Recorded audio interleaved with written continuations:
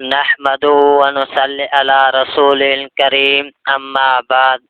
میرے دوستو، ایک دفعہ حضرت جنید بغدادی رحمت اللہ علیہ کی خدمت میں کسی نے ایک پرندہ تحفے میں پیش کیا جسے آپ نے قبول فرمایا۔ کچھ عرصے تک وہ پرندہ آپ کے پاس پنجرے میں بند رہا۔ اچانک ایک روز پنجرے کی کھڑکی کھول کر اسے آزاد کر دیا۔ لوگوں نے دریافت کیا کہ حضرت، ایک مدت تک تو آپ نے اس پرندے کو قید میں رکھا، لیکن آج اچانک اسے کیوں اڑا دیا؟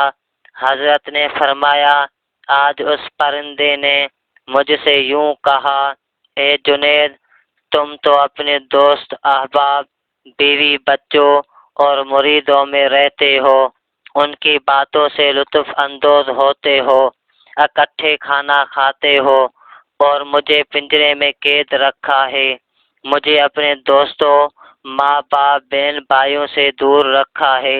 حضرت فرماتے ہیں، اس کے یہ درد انگیز کلمات سن کر اس پر بڑا ترس آیا تو میں نے اس پر رحم کھاتے ہوئے آزاد کر دیا۔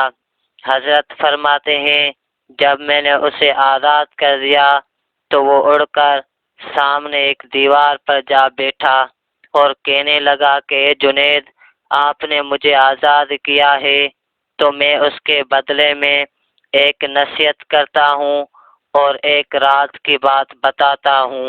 نصیحت تو یہ ہے کہ تم کبھی بھی اللہ کے ذکر سے غافل نہ ہونا، اور راز کی بات یہ ہے کہ ہم شکاری کے شکار میں کب اور کیوں پھنستے ہیں۔ اے جنید، جس وقت بھی ہم اللہ کے ذکر سے غافل ہو جاتے ہیں اور اللہ کا ذکر کرنا چھوڑ دیتے ہیں تو فوراً قید میں مبتلا ہو جاتے ہیں، شکاری کے شکار میں پھنس جاتے ہیں۔ اس غافل پرندے نے کہا، اے جنید، میں تو صرف ایک ہی مرتبہ اللہ تعالیٰ کے ذکر سے غافل ہوا تھا تو اس کی سزا میں مجھے اتنی مدت قید کاٹنا پڑا۔ اے جنید، ان لوگوں کی قید کا کتنا زمانہ طویل ہوگا جو مدتوں برسوں ذکر الہی سے غافل رہتے ہیں۔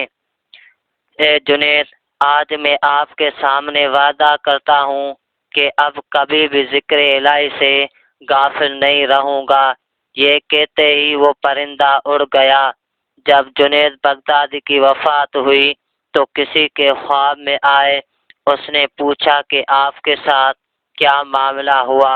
تو حضرت جنید نے کہا، مجھ پر رحم کر دیا گیا، یہ کہتے ہوئے کہ اے جنید، تو نے ہماری ادنا مخلوق پر ذکر الہی کرنے کی وجہ سے آزاد کر دیا۔